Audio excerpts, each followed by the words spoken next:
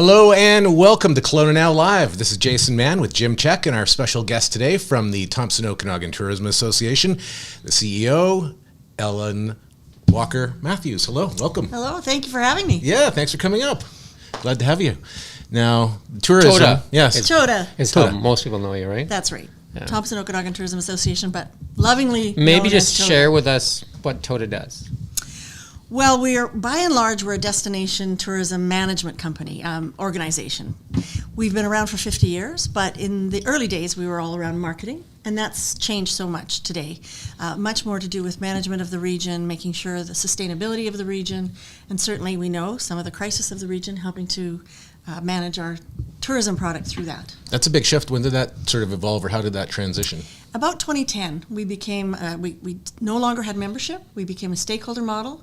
And I think we were one of the early adopters to the whole idea of destination management. We were watching what was happening around the world with over-tourism and other crises and wanted to get ahead of that curve for our region. We also saw that, 80% of our revenues were derived in 45 days. And that was July 1st to August 30th, somewhere in that. I know that's 60 days, but it was around 45 days. And if we had a climate crisis or emergency, if we had bad weather, that 45 days was even less. And it's just not sustainable to have a tourism product that has to pedal uphill all summer and then scrape by all winter. And so in order to try and move the product forward and move the destination forward, we needed to advance tourism to more of a 210-day season as opposed to a 45-day season. And Thompson Okanagan, Kamloops, all the way down to Soyuz. All the way up to Valemont. Valemont, and, okay. Mount Valemont. Robson in the north. Okay. Christina Lake and Christina Manning Lake, Park. nice. So okay, so more than Thompson Okanagan then, right? So that's a little bit of boundary country. absolutely boundary country and Similkameen. Roughly the size of Ireland is what we like to There you go. refer ourselves as. Yeah. Well, that's awesome. How long have you been in the position? I've been in the role of the CEO for 3 years, or December 2020. Great time, during COVID. But I've been with the organization for 14 years. I mean, we have some world-class jewels, right? Big White Ski Resort. I think that's world-class hill. Okanagan Lake and all the other lakes. Okanagan Lake. yeah. Christina Lake is I grew up in that area. Absolutely. Grand Forks and Sun Greenwood. Peaks. Sun Peaks. I love Sun Peaks. Spectacular. The 50 whatever plus golf courses. I don't know how many there are. There's a couple wineries here and there, Wineries, smattering right? of Like, wine. this is a pretty special area. But it's been a tough year, hasn't it? 2023 was particular, like maybe the toughest on record. How would you describe it? It was challenging. I'm not going to lie to you. I mean, we thought we'd been through some of the worst of it during COVID, but we had some very good moments. The domestic market was very strong for us during COVID. This year was very challenging. Yeah, just when you kind of people were just starting to breathe, and then all of a sudden you get smacked again, right? So that's the tough part. And I know that there was a lot of confusion around that message that came out, like don't come to the Okanagan, which was don't come to West Kelowna or Kelowna, and then they changed it in 2 days. But that message had already gotten out there, and then a lot of people canceled their reservations, and I think that cost the hotel industry a lot. Yes, we're still trying to actually evaluate what the damage was, but it was significant. And it was August the 19th, the day I will remember for the rest of my life. We spent a lot of time speaking with the provincial government and encouraging them to change the travel ban, and they did, which was great. But by then, many people, as you say, had the damage canceled, had been events done, had been right? canceled, and we really didn't see tourism come back until the middle or late part of Yeah, September. I even seen it at the golf course. I could get a tee time at Gallagher's really easy. Not that that's a good thing, but I'm just saying, usually you can't, and then all of a sudden they were open, and it was kind of like just that messaging that went on, and they didn't put out the messaging that should have come out after that. A lot more advertising and saying, "Hey, it's back open, so not to worry about it." But a lot of people canceled their reservations. We did get messaging out. We together with the government got messaging out, but unfortunately, because nothing was in place to do that, you had to go through Treasury, you had to get new funds allocated, that kind of thing. So, by the time it actually came out, it was mid-September to say travel now, explore BC, or help BC by exploring BC.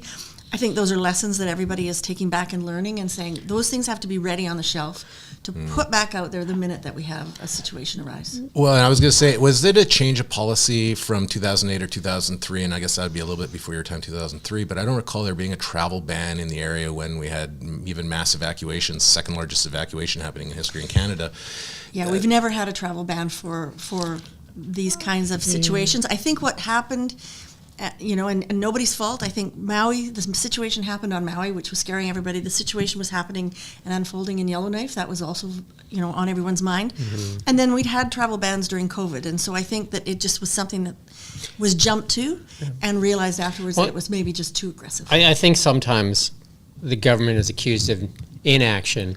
And I think now they're trying to show, and sometimes leap before they think, though, too. Do you know what I mean? So they're trying to provide more action, and then maybe without thinking through all the ramifications of those actions. Yeah, and we've had really good conversation with the government since then, and even at that time, I think everybody was trying to do the right thing. There was certainly no one. I was just saying that it's not that they did it malicious with intent or anything. They no, did it because they just thought, well, people want action, so here's action, right?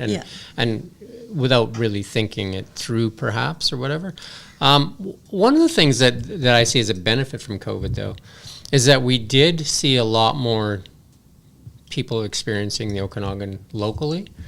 How do we keep that up? Because I remember growing up in the Greenwood, Christina Lake area, where we did spend a lot more time exploring BC because we live in Supernatural. I don't know if they use it anymore. Yes, Supernatural we sure BC. do. Supernatural. Yep.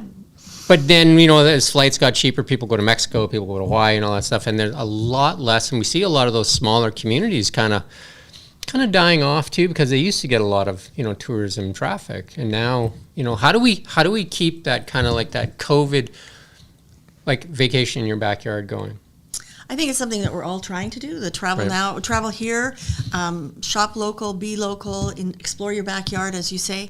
I think the great outdoors, we have such space, and that's really something that people during COVID learned to appreciate.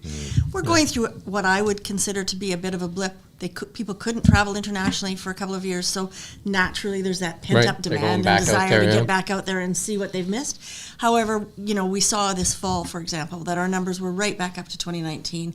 Once people got the travel ban out of their mind, we had a spectacular fall. It was gorgeous here, and we really saw our numbers come back. So I think we'll see that next summer again. I think this is a beautiful place to travel. There is that space, and I pretty much everybody I knew was in Europe this summer, so I don't think they're going back for a while. Pent-up demand got taken Big care of. White just got recognized as number 2 on best place to snowboard. How do you, when those messages come out, how do you jump on those and push those out? We have a great media team, social media team particularly, who make sure that they're on top of those and make sure those are pushed out. And then Destination BC does a great job of helping us with that, as well as making sure that goes out internationally and domestically. I'm an accountant. Do you have any numbers you'd like to share? What tourism was this summer compared to the prior summer? We were down. I would say we were probably down about 25% prior to the travel ban overall. But here's a great number if you're an accountant. We have about 785,000 residents in the Thompson Okanagan, and we see about 3.9 million tourists annually. So that's impressive. it's a big industry, and everyone's dependent on it. So when you say Thompson Okanagan, you're counting Christina Lake and all that in there too, right? Yeah. So what's that region called, if you were to give it a name? Thompson Okanagan, Christina Lake, Similkameen. Well, we give it the name Thompson Okanagan. But we have, what I would say is 9 regions within the Thompson Okanagan. Right. So boundary country, which is Christina Lake, is that's the best area. Well, you're from there, so of course it is. I'm from Summerland, so there you that's go. the best area. There you go. Not originally, but I spent a lot of time in Asoya, so I think that's a gem of the Okanagan for sure. I think a lot of people miss out on that one. We have so many gems. And then when you go north, you think about Blue River, spectacular, Valemont, Wells Gray Provincial Park. I mean, we've just got spectacular places to explore. Wells Gray Provincial Park. Amazing. Yeah. So was there you guys did that Promotion BC bucket list for a while, didn't you? Is that still going on? It's still going on, yeah. Big White's a part of that, and the airport's part of that. Sparkling Hill, Manteo. Who am I missing? We've got several partners. KelownaNow, I think. KelownaNow. Okay. Well, if you're not, you're about to be. Wait until Michael J hears that. You'll be getting a phone call. Yeah. What are you looking forward to in terms of the future? Obviously, just looking backwards, there's been some challenges, but what's got you excited? Well, I think one of the things everyone's learning, and we've been talking about this since 2012 when I was talking about extending the season. We've said for a long time that in order to survive as a region, we really have to look at all those experiences that are outside of July and August. And I think a lot of businesses thought about it, and you know, it's a little bit more challenging to do, and it takes a little bit of a stretch. I think now they're realizing that they have to do it. And so I think we're going to see a lot more fabulous experiences happening in the fall and the spring that will add to our summer and our winter experiences. You can even see in Osoyoos and Summerland the winter light ups and those types of experiences are becoming, I think, promoted more and more popular as well. Some of the best fireworks, Yeah. for sure. And they just had their big Fire and Ice, Yeah. second year of Fire and Ice this weekend, which was a success. And Summerland had its light up, and as you say, light ups all the way around the region. The light up the vines was going on. So I think people are coming back to those things and really making them successful and realizing that we have to support our businesses all through the year. Did you want to talk about Airbnb and short-term rentals at all? You can if you'd like. Is there? I asked questioningly. I know that a lot of. I mean, I utilize Airbnbs when I go places. Like even in Mexico, I don't typically go to a resort because I don't like all the food and I don't drink. So I typically stay in an Airbnb because I want to eat healthier. So I stay where I can cook and I understand that a lot of people can make those choices. If they ban Airbnbs, is that going to hurt tourism? You know, it's something that our board is grappling with in terms of coming to a clear understanding of what they will do and how that will impact us. There are definitely communities in our region that need Airbnb. They don't have enough accommodation. I think Penticton, I did a live stream with the president of Epic Real Estate, and he said that their council is adamant that it's continue, so that because they rely on that. Yeah, I think where we need to take it is that each municipality needs to make the right decision for their municipality based within some of the rules. But we also need to make sure that there are the right licenses and legislation. And I think that's what it should be. There's purpose-built buildings, purpose-built rentals, purpose-built this and that, and if everybody follows the rules, then I think it's a better place. To say that we can't have it because nobody follows the rules seems kind of like silly, because then if they don't follow the rules, why would they follow the rules now, right? Yeah. Do you know what I mean? Like, we're going to change this law because nobody follows the rules. Yeah. So those people don't follow rules, right? Making more rules for the people that don't follow rules seems silly, right? Yeah, so I think really it's around making sure that it's a bit of a level playing field, that people are paying taxes, that they're getting their fire inspections, that we're inviting tourists to be in safe places and doing the right thing. I mean, we're lucky to live here. Like, I mean, if you look out the window here, it's pretty spectacular, right? Like, and you know, sharing this with the world. And I'll relate. I was in Europe a while back. It's been a while, but we were flying back from Paris. And when you're in France, you know, they tell you who Napoleon built this and whoever built this, right? And all those great things. So they have some spectacular things over there. As we were flying over the Rockies, I said to my wife, and look what God built. Yeah. Because it's pretty spectacular, right? It is amazing. Yeah. And people that come here who haven't been here recognize that. I mean, we sometimes take it for granted because we get to wake up and look at that every day. But I'll tell you, when we have visitors come for the first time, they cannot believe what's here. And all the way up and down the entire region. You know, and some of I like golfing, and some of the golfing here is like spectacular. Like it's... I have a fun story. My son-in-law, they live in Vancouver, and his parents live in Montreal. And this year, his mother was retiring, and they were talking about going to Europe, and he convinced them to come to Predator Ridge. There you go. And they had a phenomenal time. So that's a beautiful development and golf course for sure. Yeah, it is. And then they traveled around and did wineries and did other things. But I thought, boy, that was Europe or us. So they got a bit of Europe at the top of the hill there. With the only thing they could do better crystal. with Predator Ridge is just move it towards Kelowna. You can send your hate mail to Jason. Maybe one last thing from my side, just curious about some of the posts on social media lately and sort of tying back into sustainability, some of the stuff that you're doing or involved with in that regard, and this renewable natural gas. You want to elaborate a little bit on that and talk a little bit about some of the initiatives happening there? So we've had a biosphere sustainability program going for quite a number of years now, and we're a certified biosphere region, which means that we're following the United Nations 17 Sustainable Development Goals. And one of those initiatives that we have on the go right now in terms of reducing carbon is the renewable natural gas program with FortisBC. So we know it's not perfect. It's not the future. We know the future will be even better with reducing our carbon emissions, but it's making significant strides now. And we're seeing a number of our businesses start to make that switch to RNG. I did it at my house, and it's so simple. Yeah. So well, what is the process what to is that? renewable? You natural go on gas? your computer, you go Yeah. to your Fortis account, Yeah. and you decide how much you want to switch to RNG. And so it's a percentage. You can do 100%, you can do 50%. So how do they, like the lines, the same line coming in? Same line. So it's a trade-off at another location, right? So it's not necessarily RNG coming into your house, Oh, okay. but every household that uses it reduces the amount of gas that's being used, natural gas. Oh, I see. So they kind of just like So- turn the tap this way or that way kind of thing Yes. in the overall usage In the of it. overall usage, yeah. Hmm. And so we've had a winery in Summerland just go completely to renewable natural gas, Haywire, which So we're that's really just a excited choice. about. You go on your computer and do that. And is it more expensive, less expensive, or how does that? It's a little bit more expensive, although I would say the first year that I did it with all the rebates, it was less expensive. So it just depends Okay. on the timing. I But put solar on my roof. good for you. Yeah, no, that's been great. Yeah. I think everybody should do that. I think there's not enough information out there on solar too. I think the more things that we can be trying and doing, and as I say, Fortis is the first ones to say what we're doing 50 years from now is going to be different. But Yeah. if we can do the things that seem to make sense right now and build on that and keep looking for new opportunities to reduce our carbon And I think footprint. with Fortis or any of the BC energy providers, the solar they reverse meter for you too, right? So which is amazing, right? Because not every province or state does that, right? No. So We run the visitor center on the Coquihalla, and we have a solar panel there, and we have that reverse meter, and it's been great. yeah, no, it's.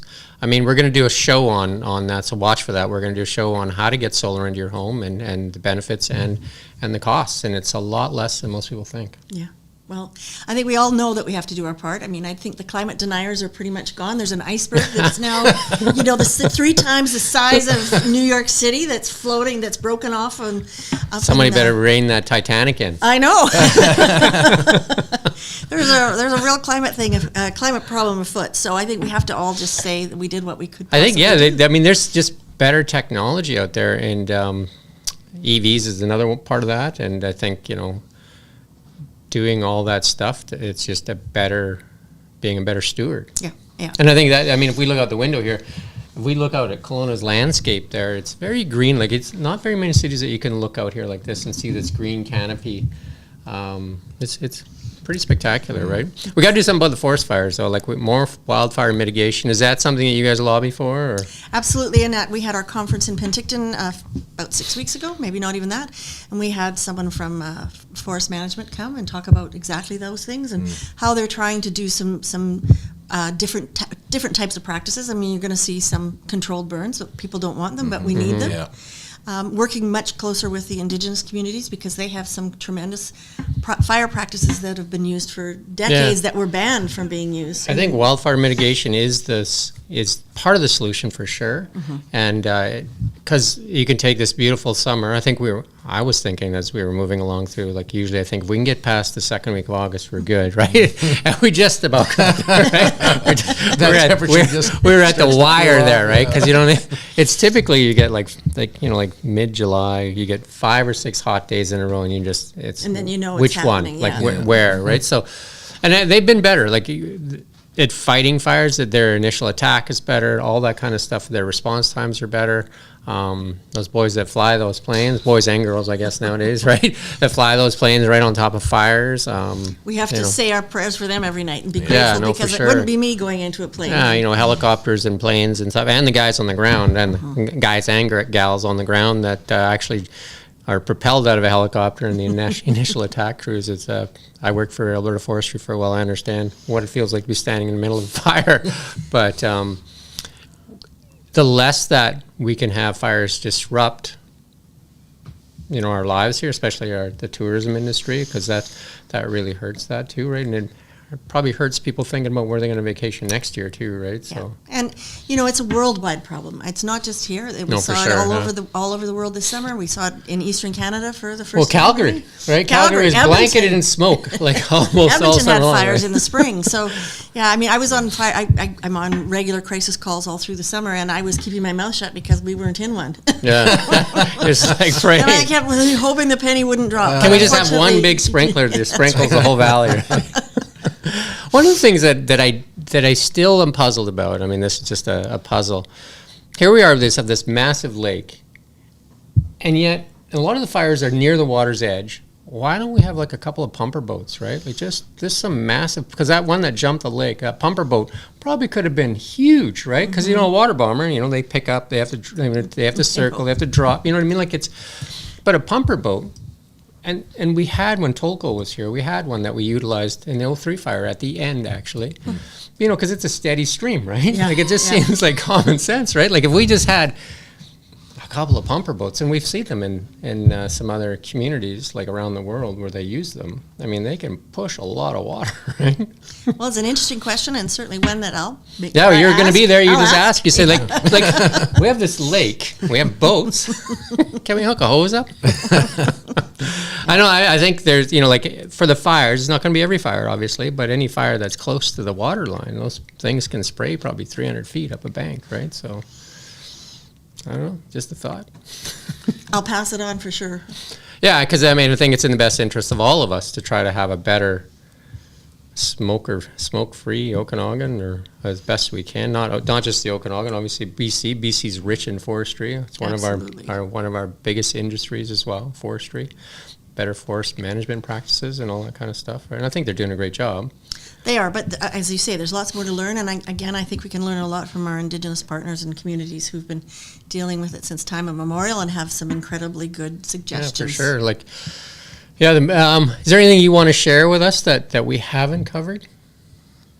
Or you want to share with the people out there watching? No, I think the one thing I would share is that I think it's evident through COVID and even through what took place this summer, tourism affects all of us in this region. And so everything we can do to work together to try and welcome our tourists and promote this beautiful region. I would suggest, not posting pictures of the fire, especially 3 and 4 and 5 weeks after it's over. Yeah. Doesn't really do us any good.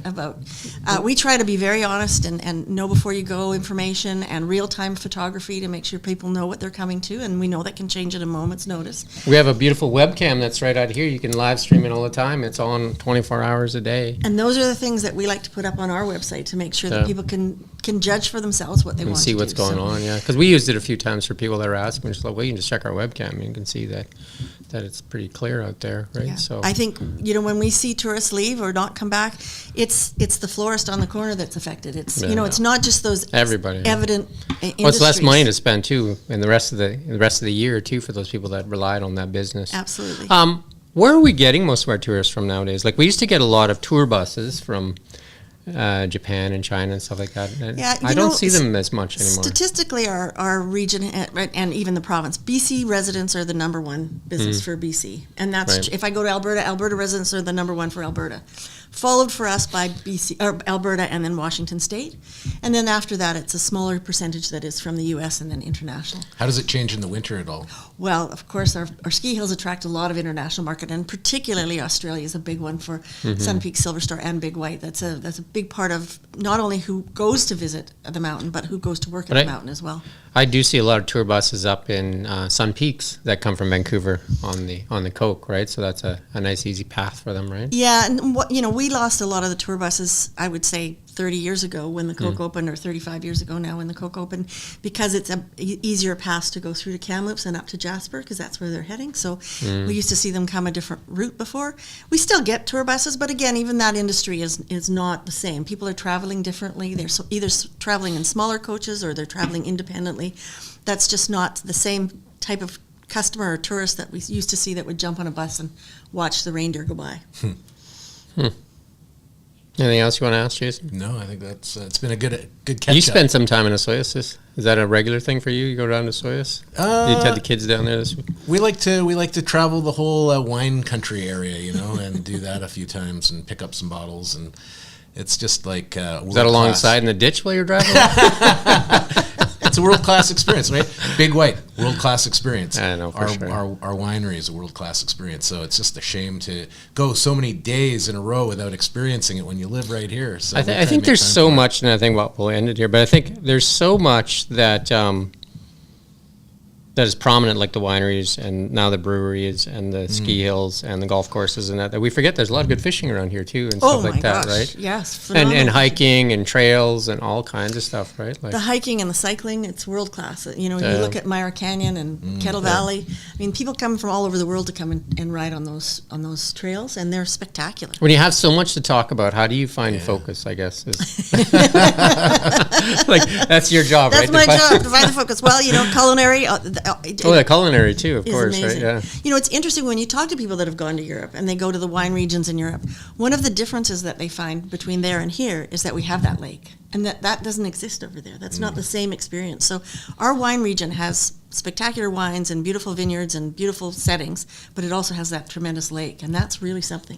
Yeah, we have a river system, really, right, with the Okanagan Lake, well, starting at Cal and all the way down to Osoyoos and into Columbia, right? So most people don't even realize that it's a river system, not just a bunch of lakes, right? So yeah, Spectacular. All awesome. right. Thank you. Yeah, thanks for coming in. Thanks for having us. Absolutely. Having Toda. All right, it's KelownaNow Live. We'll sign off. We'll be back at 4 o'clock with your news headlines and 5-day weather forecast. Until then, thanks to Ellen and the team for coming in from Toda. We'll talk again soon. Stay safe.